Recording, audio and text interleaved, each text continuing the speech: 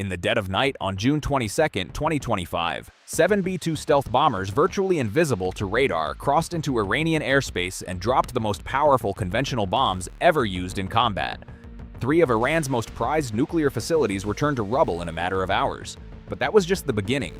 8 months later, America is back, and this time, the strategy is bigger, bolder, and more dangerous than anything we've seen before.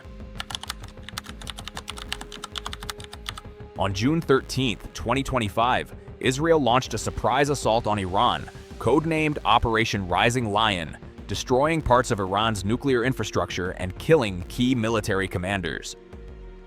9 days later, the United States entered the fray. On the night of June 22nd, in a mission called Operation Midnight Hammer, U.S. forces deployed 4,000 military personnel and struck 3 critical Iranian nuclear sites: the Fordow uranium enrichment plant, the Natanz nuclear facility, and the Isfahan Nuclear Technology Center. 12 massive ordnance penetrator bunker buster bombs, each weighing 30,000 pounds, were dropped specifically on Fordow, which had been built deep inside a mountain. Tomahawk cruise missiles launched from a submarine simultaneously hit Natanz and Isfahan. Iran responded the next day by firing missiles at the U.S. Al Udeid Air Base in Qatar, causing damage but no American casualties. A strike widely interpreted as a calibrated face-saving move. A ceasefire was announced on June 24th. A Pentagon assessment in July 2025 concluded that Iran's nuclear program had been set back by approximately 2 years. To understand why America struck Iran, you have to go back years. In 2018, President Trump pulled the U.S. out of the Iran nuclear deal, the JCPOA, triggering a cascade of events. Iran responded by ramping up uranium enrichment far beyond civilian energy needs. By May 2025, the IAEA reported Iran had stockpiled over 408 kilograms of uranium enriched to 60% purity, just one step below weapons grade, enough for multiple nuclear weapons if further processed. Despite this, the U.S. intelligence community assessed as recently as March 2025 that Iran had not restarted its nuclear weapons program. Trump publicly rejected that assessment. Meanwhile, 4 rounds of indirect diplomatic negotiations between Washington and Tehran had stalled after Israel launched its June attack and Iran canceled a 6th round of talks. The pressure was building.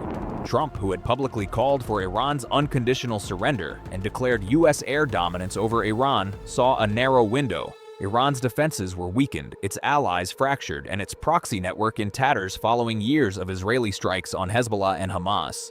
The logic from the White House was clear. Strike now, negotiate from strength later.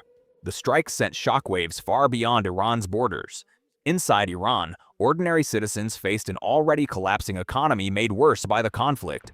Currency devaluation, fuel shortages, and intensified government crackdowns on dissent as the regime feared domestic uprising could be exploited by its enemies. Iran's military establishment lost senior commanders and saw missile production sites and air bases severely damaged.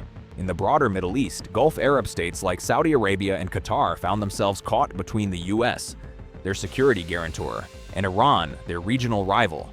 Qatar, which hosts the Al Udeid base, absorbed an Iranian retaliatory missile strike on its own soil.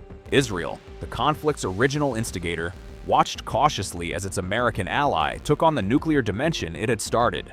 Globally, energy markets convulsed. Oil prices spiked on fears of a broader war disrupting Persian Gulf shipping lanes, through which 20% of the world's oil passes daily. Shipping companies rerouted tankers, adding billions in costs. And for the international non-proliferation community, the strikes created a disturbing precedent: a nuclear threshold state attacked despite not having restarted weapons development. The consequences of Operation Midnight Hammer are still unfolding, and they are deeply complicated. On the military side, the strike succeeded in degrading Iran's nuclear program by an estimated 2 years. But here's the uncomfortable truth: they may have made a nuclear Iran more likely in the long run. Senior Iranian officials and analysts now argue openly that the lesson from these strikes is that restraint does not protect you. Nuclear weapons do. If the Iranian regime draws that conclusion, it may pursue weaponization faster and more covertly than ever before. Iran has already begun reconstituting its nuclear and missile programs. According to satellite imagery analyzed by CNN in early 2026, some facilities damaged in June 2025 have already been rebuilt or are under reconstruction. On the geopolitical side, the strikes have fractured the global non-proliferation architecture. IAEA Director General Rafael Grossi warned the attack's risk collapsing the global nuclear non-proliferation regime. Countries like North Korea, watching closely, received the message: nuclear weapons are the only true deterrent. There are also ripple effects in the Gulf. Saudi Arabia, Turkey, South Korea, and Japan are quietly reassessing their own nuclear postures. And diplomatically, the window for a negotiated settlement is narrowing. Iran now views IAEA inspections as tools of coercion, not trust building. So what happens next? As of February 2026, the United States is conducting another massive military buildup in the Arabian Sea, deploying 2 nuclear-powered aircraft carriers, the USS Abraham Lincoln and the USS Gerald R. Ford, along with F-15 E-Strike Eagles, E-3 AWACS early warning aircraft, and assets at Diego Garcia. Trump has given Iran 10 to 15 days to accept a deal. Based on the current trajectory, here's the most likely scenario. If diplomacy fails, and the odds are not favorable, the US will launch a second wave of strikes, likely targeting Iran's missile infrastructure this time, not just nuclear sites. This would be a more ambitious campaign than Midnight Hammer, designed to permanently degrade Iran's deterrent capability. Iran, having learned from the June 2025 war, has decentralized its command structure, dispersed decision. You might be wondering, what does any of this have to do with my life? More than you'd think. The Strait of Hormuz, the narrow waterway at the mouth of the Persian Gulf, is the jugular vein of global oil supply. If conflict escalates and Iran blocks or threatens that passage, oil prices could surge 30 to 50% almost overnight. That means higher gas prices at the pump, costlier groceries, and rising inflation everywhere, from Chicago to Paris to Cairo.